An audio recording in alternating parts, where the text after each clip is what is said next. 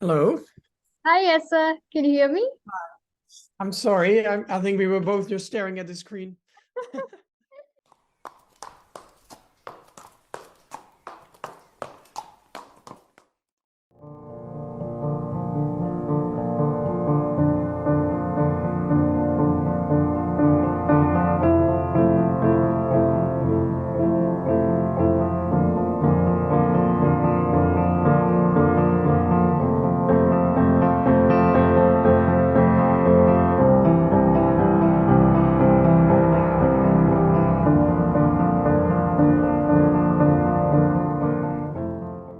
Thank you for reaching out. It's Yes, very nice always to do these things. So thank you. definitely. I think I have actually been following your channel for, I think, quite some time now, and it's just so surreal to actually speak to you, and especially about your horses and everything today. I know you have a very busy schedule as well today, so I don't want to take a lot of your time. It's okay. Yeah, but Thank you. And you ride yourself as well? yes, I do. I ride here in Sri Lanka. So I've actually been very inspired by your work as well, as a rider, and from a very young age, I would say, like from the age of 10 for me personally. So Oh, it's really nice to very nice. actually, Yeah. yeah, finally meet you rather than speak to Yeah. Yeah. It's always crazy how these things work and Exactly. how it goes. And, yeah. Yeah. And Yeah. even you, I guess, started online. Sorry. Even you started YouTube. Yeah. And yeah. Yeah, exactly. I was very young then, I think. I don't know, 14 or something, maybe. Yeah. I think. Yeah. That's really amazing. So, firstly, I just wanted to like ask you if you could tell us like what it was like to have a very special bond you have with your horses, and how you kind of how that has kind of influenced you and your approach to working with your horses, and even the horses you work with your classes and everything like that. Yeah, so for me, I am really like an animal person. So I was very lucky to at one point be able to get my first pony, Andorra, that I still have. But then things didn't really go that smoothly at one point. She just started to say no to me and started to buck. And of course, I didn't really know what to do. I just got really scared because I was 12 years old then. And you come from a riding school, and then it's kind of like an Arabian mare. It's maybe not the smartest move, but in the end, it was really good because she really taught me to look further, to really listen to the horse as well, and not only do what you have in mind, but also be open-minded to like learn from your horse. And in that way, I was kind of forced to do other things than just riding. And that really taught me that you get such a better connection with your horse. You get such, you understand each other more. Your horse is allowed to have their personality, and that's a lot of fun. And that's what I always try to do with all the horses. Of course, you need to have certain rules and boundaries from each side. But for me, it's important that they are able to be themselves and have an open mind. And then I think you can really connect with each other because you're both like open-minded to it. Yeah, And that's that's what I do at the clinics and everything as well. Just it doesn't have to be perfect, but it's just about the horse liking it as well. amazing. Wow. So you also recently wrote a book on bitless riding, right? So what inspired you to write that book specifically? That's a good question for me. I always used to ride with a bit and without a bit, and I just feel like there's always such a big like difference between people that want to ride with a bit and the ones that do without. At least that's here in Europe a little bit. So I just wanted to make it more normal, that it doesn't have to be one or the other, but that it can be both. Like for both sides, it doesn't matter. You don't have to judge each other. Yeah. If you have your horse that likes to ride bitless or you like that more, then do that. If you do it in a nice way. And if you want to ride with a bit and you do it in a nice way and that goes fine, then you do that. But then for me, I think a lot of people didn't really know much about the bitless riding, or I just wanted to make it more into like the normal, yeah, the English sport, let's say, that Right. it's a bit more knowledge. There's one spot where you can see everything because a lot of people don't really know where to start. And then in this book, I hope that the people can read it and know a little bit more about all the different bridles and what it does and how to start with the horse. So yeah, that's kind of how it happened, just to get a bit more, yeah, get one place where everything is in. And for me, it's more for the bigger goal that I hope that one day people can choose to ride with a bit or without a bit on like international competitions or stuff like that. Amazing. Yeah. I mean, you see that a lot even happening right now. There's that transition happening. So for Yeah. people who completely like don't have an idea on bitless riding, could you like give it like a briefly like an introduction as to what it entails and like how does it differ from the traditional riding to the bitless riding? Yeah, so it's for me not that different, because I always say you ride with your horse and not with your bit. So that's kind of, we have in our mind so normal that we ride with a bit, and then we don't really know when we take that out.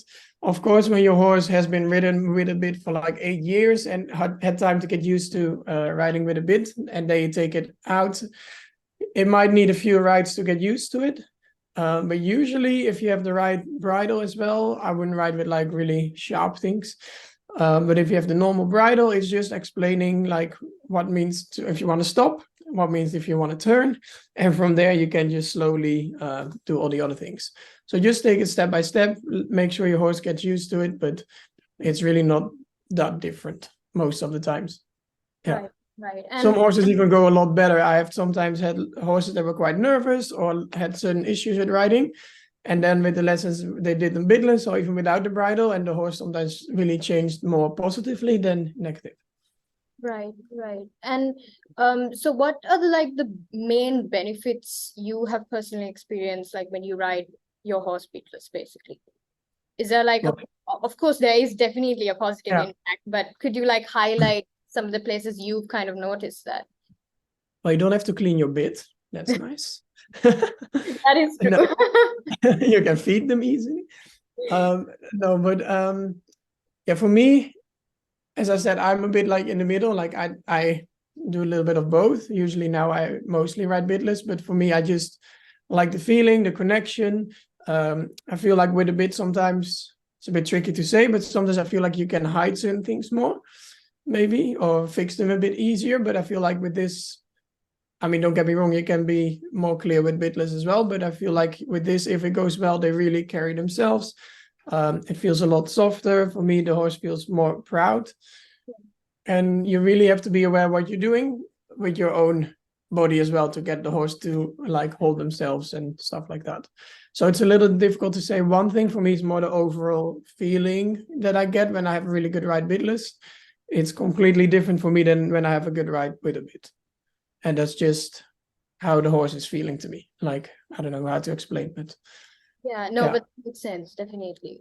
And so for any rider, like even me personally, I did a bit of it, but like you're still kind of struggling because you're so used to the traditional way. But what advice would you provide people like us who actually want to kind of smoothly transition into that? Yeah, I think for a lot of people, it's also nice having a few tools that, okay, I can focus on this step first, then this is the next step, instead of diving into it like blindly. So what I normally do, for example, I just act like we're having a lesson. If you start riding with a bit, then because it's what they're used to, and you try to make the first time especially just as easy as possible. So I try to start with a bit, and then I usually just put on the bitless bridle. You can also do it with a halter or something, but that will move a little bit more, but you don't have to buy something really expensive if you're not too sure. Then what I would do is just walk next to the horse, act like you're on the horse, so you just have the reins. You walk a bit, you explain a few things, and then when you do get on, you can have somebody with you if you're not alone, and you can just do a little walk. As I said, it's usually nothing really happens, but it's just for your own feeling, I think, and give the horse just some time to get used to the different kind of pressure points.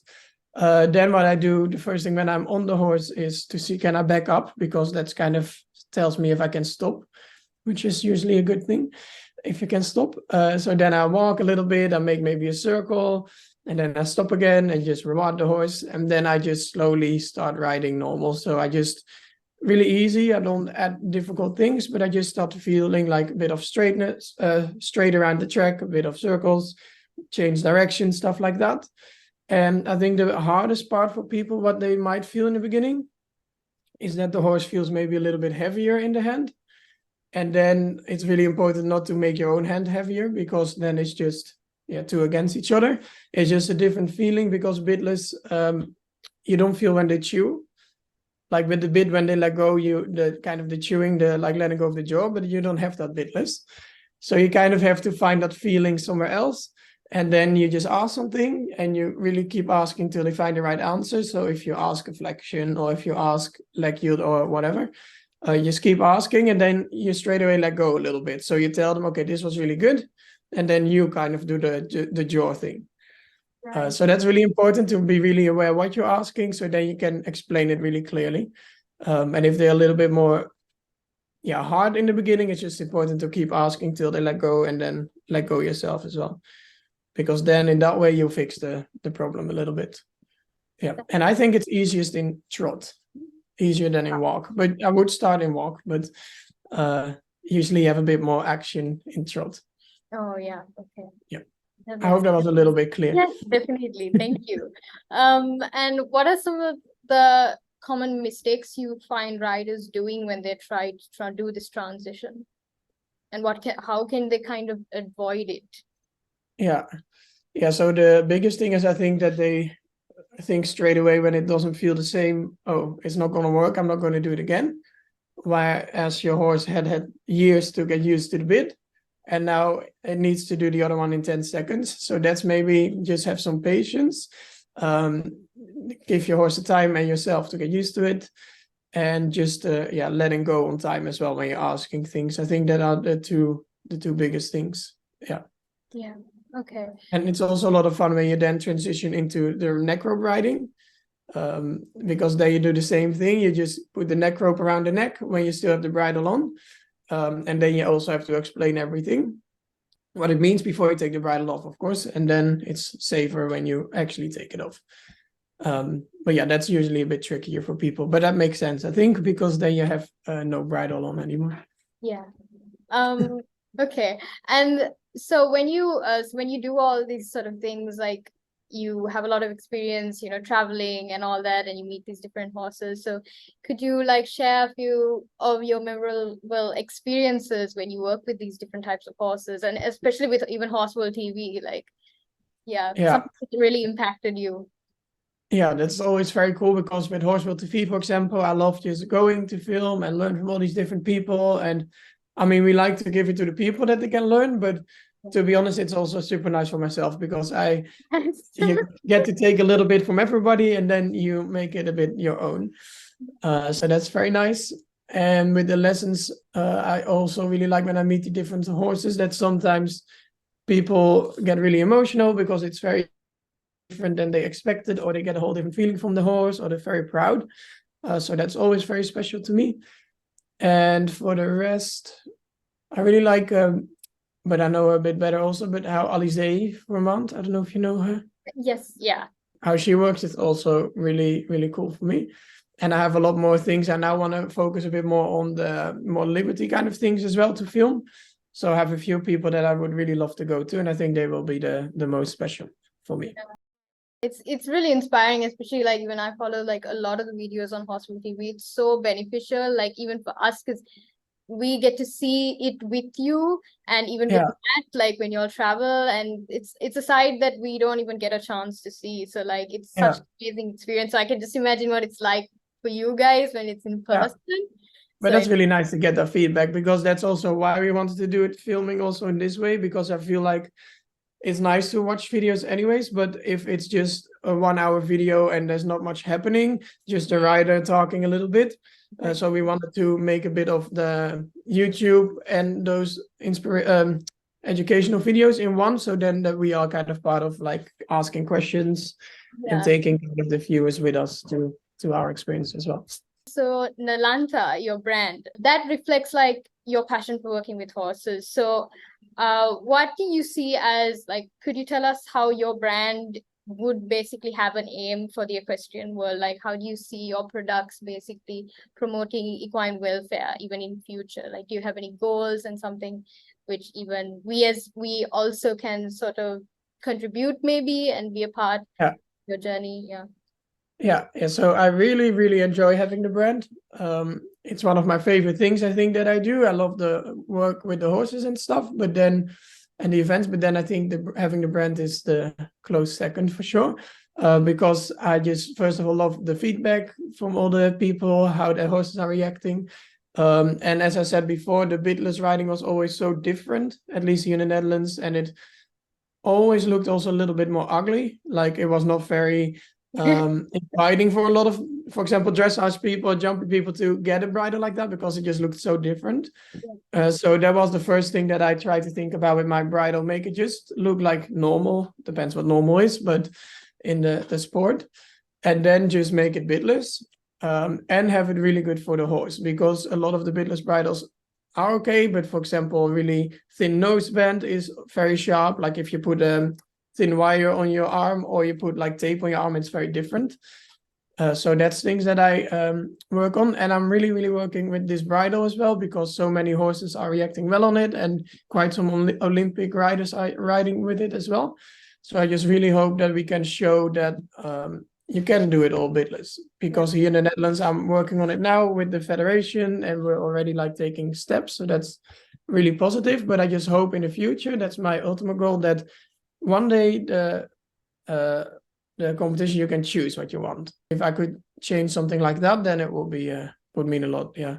That would be amazing. Yeah, and I have a lot more products coming as well that I want to keep improving on and seeing what the people like. This question, if you don't mind, just popped up in my mind. Like, they have this perception that you can't use bitless riding when you do dressage. What do you feel about that? Like, yeah, I get a lot of times the questions like, how can you collect a horse without a bit, for example? Then I'm like, I'm not collecting the bit. It's like the whole horse. I mean, of course, I can understand people don't really know it, maybe, or not enough yet. But you can everything. Like with Antares, my horse, I only did like 4 times in the beginning, maybe a bit in. But it was just because I had my plan that I wanted to do everything with the bit and without the bit. But then I started designing my bridle, and then I tried it on him as well. He was hardly saddle broken, but I was like, okay, let's see what happens. And then he first didn't know what to do. So all the jumps in the arena were like on the ground because he was going all everywhere. But then after 10 minutes, he got it. And then I just never put a bit in again. So you can teach everybody everything bitless. You can ride everything bitless. All the movements are possible. It's just teaching. It's just everything we do with them is explaining what we mean. And if that's with a bit or without it, it's the same thing.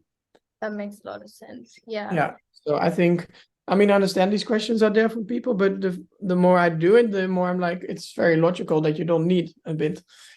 Yeah, no, it's all possible. And will be so cool if we can see that in the future, that some combinations will start riding bitless as well. And now there's not really any point for them, because here in the Netherlands, I got from the federation, like, oh, yeah, but we first need to see proof that you can ride a horse from 0 to Grand Prix and only bitless. But then I'm like, okay, that's fine. And it's possible, but which Grand Prix rider is going to do that if they can't even compete? Then I think somebody that wants to reach Grand Prix also wants to compete, probably. But yeah, why would you do it bitless if you can't compete then? Yeah, that makes So sense. then the proof is never going to come. Yeah. True. But Okay, yeah. so yeah, that's all from us, like the questions we had here. So thank you so much for joining today and for answering them. And Thank you do for you have having any me. final thing you'd like to maybe tell anyone who's watching, or anyone who's been following you for a long time? Do you have something you'd like to share?